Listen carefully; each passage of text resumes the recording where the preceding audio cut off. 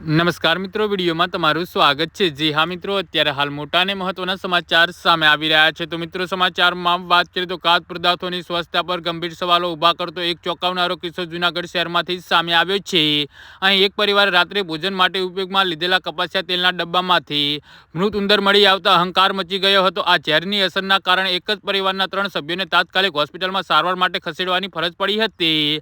જી હા મિત્રો, અત્યારે હાલ મોટા અને મહત્વના સમાચાર સામે આવી રહ્યા છે। પ્રાપ્ત માહિતી મુજબ શહેરના એક જ પરિવારે આશરે 15 દિવસ પહેલા કપાસિયા તેલનો ડબ્બો ખરીદ્યો હતો।